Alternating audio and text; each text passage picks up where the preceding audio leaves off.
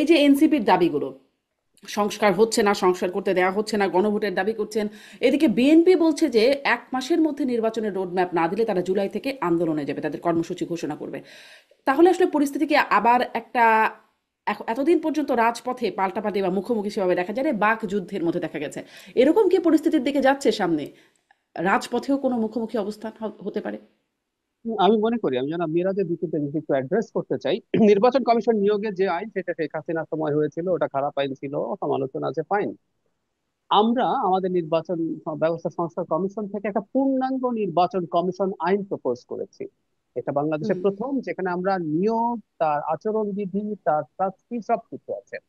কিন্তু ওই আইনটা হলেও না, এটা এবার কার্যকর করা যেত না, কারণ ওর মধ্যে পার্লামেন্টের ইনভলভমেন্ট আছে। সুতরাং নতুন আইনে নির্বাচন কমিশন নিয়োগ করা যেত না। নাম্বার টু, মানে আমরা খুব আইনকে খুব বড় করে দেখি তো। মানে ধরুন, হুম। অসাধারণ একটা আইনও যদি শেখ হাসিনার সময় থাকতো, উনি ওটা কিভাবে প্রয়োগ করতেন তার উপরে ডিপেন্ড করতেন। আরেকটা এক্সাম্পল দিই। ধরুন আরপিও, পার্লামেন্ট নির্বাচনের যে আইন, আরপিও 2008 সালে 1/11 সরকার মেজর কতগুলো পরিবর্তন করেছে, খুবই পজিটিভ।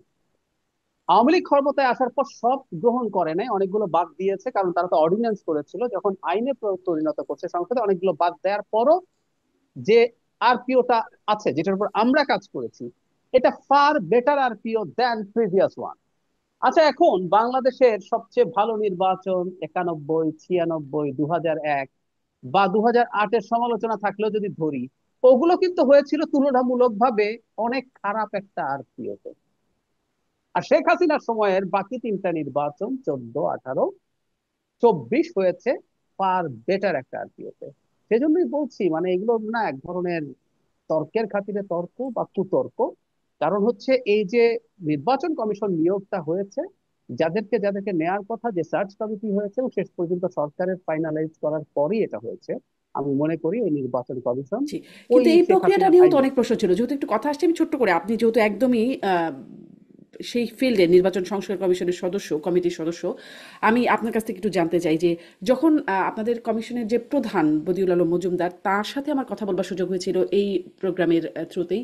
তাকে আমি জিজ্ঞাসা করেছিলাম যে যখন শেখ হাসিনার আমলে এই নির্বাচন কমিশন গঠিত হচ্ছিল, এই 10 জন সার্চ কমিটি প্রপোজ করছে, 5 জন তার মধ্যে থেকে বাছাই করা হচ্ছে, আহ, বাকি 5 জন কারা ছিলেন সেই নামটা জানতে চাইতেন বদিউল আলম মজুমদার। এবার কি আপনারা জানতে চেয়েছিলেন কারা ছিলেন তারা? কারণ আসলেই কি যারা আসলেন নির্বাচন কমিশনে তারা বিএনপির লোক কিনা, যেটা এনসিপি মাঝে মাঝে অভিযোগ করে, সেটি একটু বুঝবার জন্য যে সেই কোন 10 জনের থেকে 5 জনকে বেছে নেওয়া হলো এক, এবং রাষ্ট্রপতি এই বেছে নেওয়ার কাজটি করেন বলে আমি যতটুকু মনে করতে পারি, তখন একদম স্পষ্ট আলোচনা করেছিলাম। আহ, আসলে তো রাষ্ট্রপতি সেই পাওয়ারে বর্তমান রাষ্ট্রপতি অন্তত নাই, কে আসলে কোনো, বাছাই করলেন কোন না 5 জন ইনফ্যাক্ট হবে? আগেও ছিল না শারমিন, হুম। কারণ কিন্তু আগে ফর্টি তো এইট থ্রি প্রধানমন্ত্রী করতেন, বোঝা হ্যাঁ যেত। হ্যাঁ হ্যাঁ হুম। হ্যাঁ হ্যাঁ 48 থ্রি তাহলে এবার কি অনুযায়ী, ডক্টর ইনফ্যাক্ট ইউনূস দিনের করলেন? হ্যাঁ 48-3 আর্টিকেল অনুযায়ী এটা আসলে প্রধানমন্ত্রী করতেন, এখনো প্রধান উপদেষ্টাই করেছেন ফর শিওর।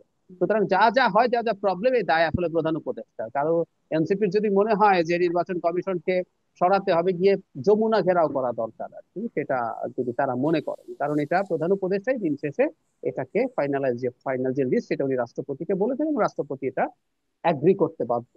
আমাদের এরকম কিছু আর নেই, সেটাই বলছিলাম। আমি আপনার প্রশ্নটা ভুলে গেছি, বাট সেই জায়গাটা একটু আর আসতে একটা চাই। বলছিলাম যে কোন 10 জন ছিল সেখান থেকে 5 জনকে নেওয়া হলো, হ্যাঁ, এটা এটা সেটি। হলে ভালো হতো। যেমন আমরা আমাদের আইনে এটা প্রপোজ করেছি, যে এটা যদি প্রাইমারি সিলেক্টেড মানুষদের দেয়া হয়, সমাজে আলোচনা হবে, এবং তাদের আরো বেশ কিছু ডিটেইলড ইনফরমেশন যাতে পাবলিক না করলেও সেটা যাতে সরকারের কাছে যায়, আমরা এটাকে আরো বেশি ট্রান্সপারেন্ট করার চেষ্টা করেছি। কিন্তু আমি আপনাকে এটুকু কনফার্ম করে বলছি যে এগুলো করতে গেলেও আসলে চাইলে এগুলোকে ম্যানিপুলেট করা যেতে পারে, এটা যাবে না তারা। এটা করলে ভালো হতো, এটা ইনফ্যাক্ট আমরা আমাদের আইনে এই ধরনের প্রপোজ করেছি। আর যদি জি। কিছু না করে থাকে, দিনের শেষে এটা সরকারের দায়। ধরুন তারা আমাদেরটা করলো না, কিন্তু আগের অর্ডিন্যান্সটা তো তারা মুহূর্তেই কারেক্ট করে আবার নতুন অর্ডিন্যান্স দিয়ে কাজটা করতে পারতো। আপনি আইসিটি অর্ডিন্যান্সে একবার হুম। সংগঠনের বিচার করা যাবে না বলে পাশ করলো, আবার ওটাকে যুক্ত করে পাশ করলো একদিনের মধ্যে, এটা তো করা যায়, তো সরকার করেনি কেন? রাজপথে মুখোমুখি, ও কারণ আচ্ছা, এই যে রাজপথের, আচ্ছা আচ্ছা, এক সেকেন্ড, আমাকে ওই প্রশ্নটা আপনি করেছেন, আমি জি, জবাব জি, দিন, জি। আমি এটা একটু বলে ফেলি। হ্যাঁ হ্যাঁ। আমাদের সর্বশেষ যে পরিস্থিতি আছে, আমি দেখি যে বিএনপির সাথে সমস্যা যেভাবে চলছিল এতদিন পর্যন্ত, মাঝে মাঝে আমরা কোনো কোনো উপদেষ্টাকে বিএনপির হুম। বিরুদ্ধে বক্তব্য দিতে দেখেছি, ইঙ্গিতে।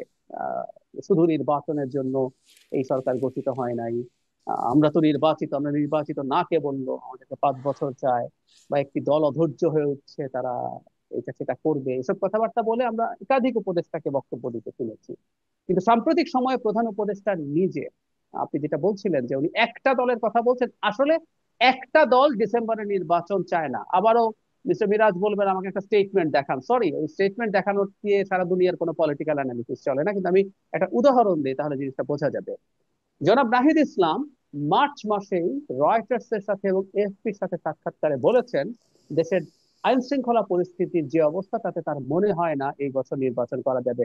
খুবই মজার ব্যাপার, ডক্টর ইউনূস যখন রিজাইন করার সিদ্ধান্ত নিচ্ছেন বলে নিউজ হয়, প্রথম আলোতে এসছে, উপদেষ্টা পরিষদের মিটিং এ ডক্টর ইউনূস বলছেন আইন শৃঙ্খলা রক্ষাকারী বাহিনীর যে অবস্থা, যে পরিমাণ নিয়ন্ত্রণ, তিনি ভয় পান যে ব্যালট বাক্স যদি ছিনতাই টিনতাই হয় সেটা পারবে কিনা, এতে তার বদনাম হবে।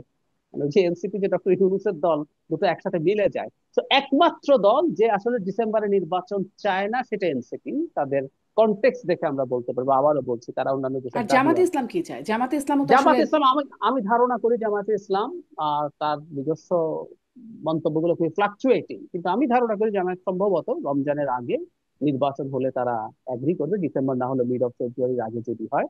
আমার মনে হয় আর প্রচুর দল জামাতের তো আমির আছে। সম্প্রতি মনে হয় লেটেস্ট বলেছেন এপ্রিলের পরে যাওয়া না উচিত না না। না, একদিন উনি একটা হ্যাঁ একজনের মানে উনি বক্তব্য উনি দেখছিলাম দুটো করেছেন, উনি হ্যাঁ উনি দুটো উইন্ডো দেখিয়েছেন, একটা হলো রমজানের আগে আর একটা হচ্ছে রমজানের ঈদের ঠিক পর পর, এরকম।